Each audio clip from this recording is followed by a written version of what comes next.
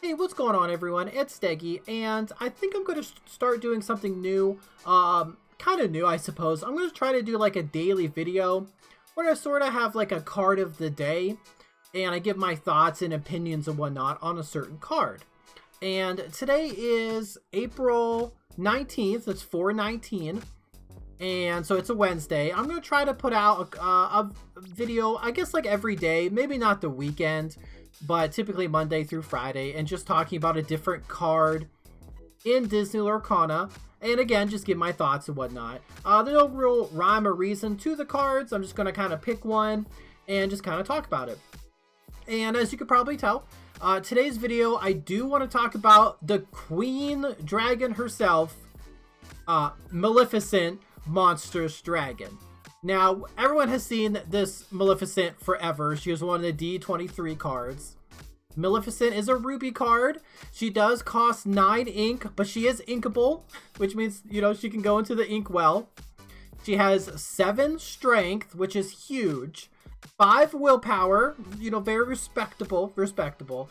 And she does have 2 lore, so again, not bad. Her main gimmick, though, is that she does have a sort of dragon fire effect. Just like the action card, when Maleficent comes into play, you can banish a chosen character. It can be one of your own, although I don't know why you would want to do that.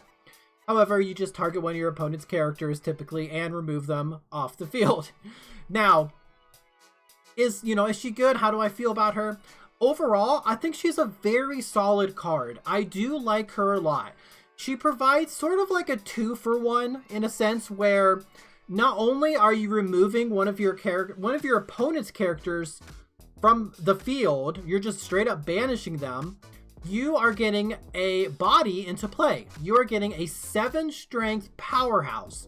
Maleficent right now, as of this recording, can take out any other character in the game. This includes Hades, Simba, Maurice. Anybody else that has high willpower just loses to Maleficent. Some are close, and like Hades, for example, does trade, and Hades would take out Maleficent, but at the same time, Maleficent would take Hades out. So, with that being said, the point being is Maleficent takes out anybody. You can also quest for 2 lore, which is respectable. I probably would have liked to have seen 3 lore, but she does have a really powerful effect, and I think it's clear that she's meant to be played from your hand to come down, banish something, and then maybe fight some other things and just cause a lot of, havoc on the field. The thing with her, though, is that she does cost a lot of ink. As of this recording, there's, I guess, 2 ways you could kind of reliably get her out sooner than, say, turn 9. And when I say turn 9, I mean if you put an ink into your inkwell every turn, then by your 9th turn, you would have 9 ink, and then you'd be able to play Maleficent. But you'd run out of cards in your hand by then, by about turn 6 or so, turn 5, you wouldn't have any cards in your hand.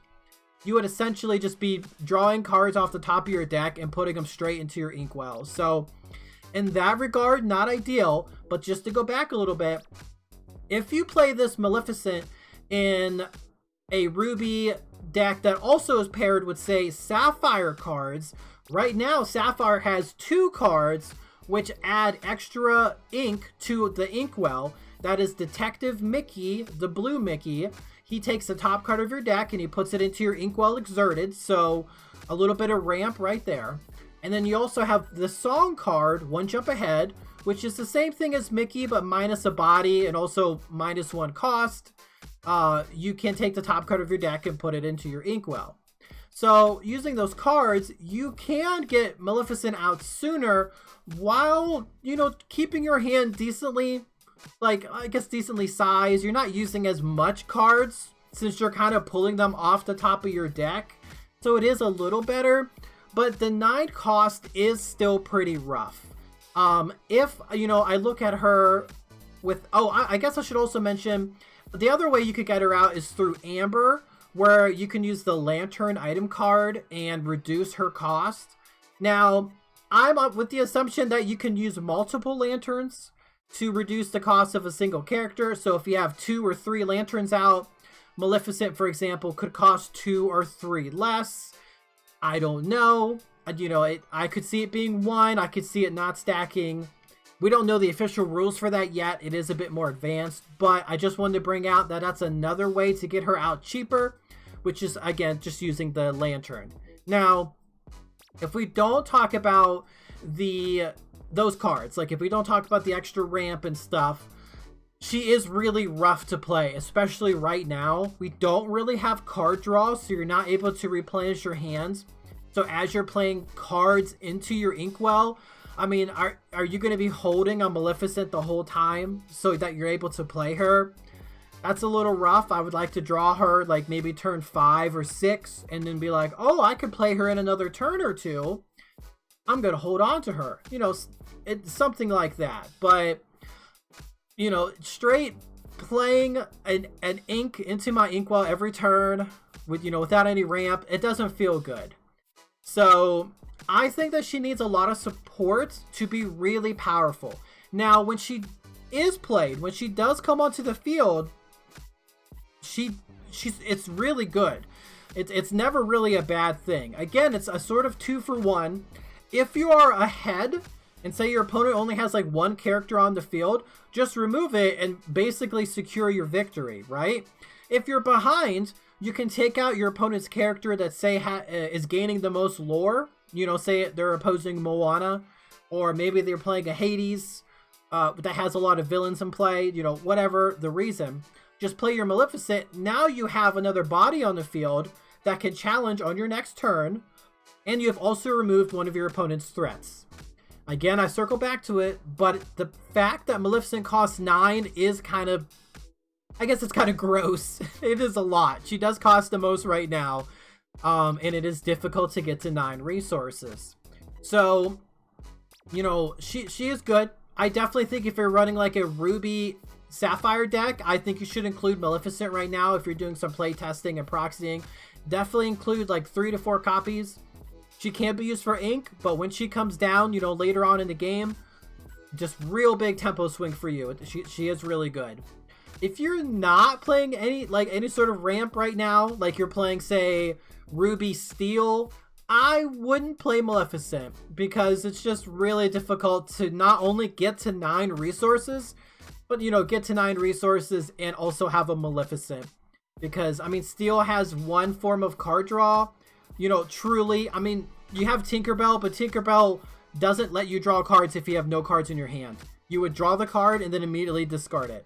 You would have to use Beast's Mirror when you have no cards in your hand to get an extra card. So there's a little bit there, but we really do need to see more draw and actually more interaction, but that's for another video. Overall, though, you know, how do I feel about this Maleficent? You know, if I had to rank her, again, like I did before, if I had to rank her, say, on a scale from 1 to 10, with 10 being this card's, you know, broken, put them in a deck, versus 1, which is like, I don't use this card for anything except collecting or whatever, I would probably put Maleficent probably like a 6 if she's played in a deck that doesn't have ramp, but maybe like a solid 8 in a deck that does have ramp. I mean, 9 is still a lot, but we're gonna need some card draw. We're gonna need some more ramp. However, I just want to point out she is a good card. I think she is actually a powerful card, and she is good. You know, when she's played, she definitely has an effect. You know, Simba is good, the Steel Simba, which we've seen recently, but Simba takes a turn to get going and he doesn't do anything when he comes down. Maleficent, for just a few more ink, removes one of your opponent's characters from the game, at least sends them to the discard, and provides you a body. So, not bad, not bad. So again, I give her a 6 in a normal, probably a normal setting. I probably wouldn't really do it, but a solid 8 anywhere else. So, you know, Maleficent, for today's card of the day, she's not bad. I like her. She's not bad. So thanks for stopping by. I really appreciate it. Plan on having another one tomorrow, maybe on Friday as well. We're going to talk about some other cards. So stay tuned for those. There'll be surprises. I don't know what I'll pick, but I'll pick something. So, hey, thanks for watching. I appreciate it. Stay safe out there. Make good decisions. And I will see you in the next one. Oh, hey, what's that over there?